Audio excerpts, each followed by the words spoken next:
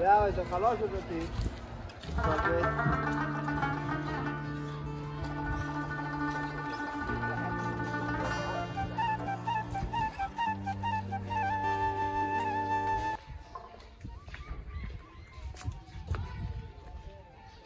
علیکم دوستان، خوش آمدن به ولسوالی دنی غوری. ما فعلا در موقعیت در قریه چشمه جنگان ولسوالی دنی غوری قرار داریم که یک محل تاریخی است. در این چشمه که شما میبینین، این ماهیگاهی که داخل شما میبینین تقریبا صدها سال میشه که این ماهی ها در همین چشمه وجود داره.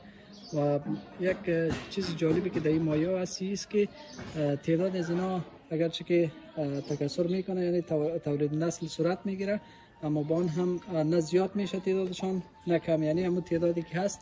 و البته مردم محل هم قدر از این ماهی برای استفاده غذایی و برای تغذیه و خوردن و قدر استفاده نمیکنه. اما یعنی هیچ کس دلیل خاصش نمیفهمه که چرا تعداد زیاد نمیشه یا تعداد از این حدی که حد معمولی که داره چرا زیاد نمیشه و کم نمیشه.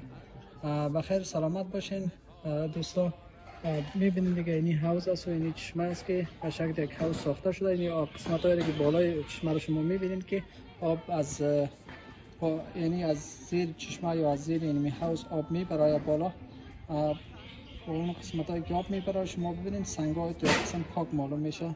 و اون قسمت هایی که آب نمیبره شما ببینید که به اصطلاح قسمت لایقه پوشانده یا گل پوشانده، یعنی آب بازم آب صاف است، اما در قسمت بالایش در قسم گل نرم دیده میشه.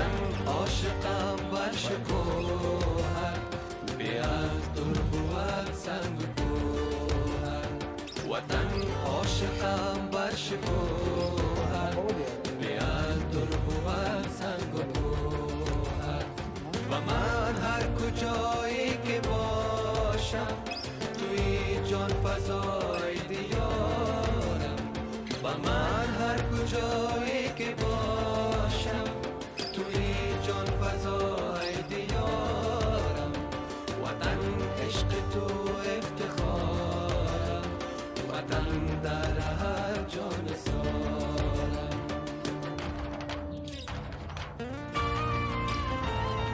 نسبیه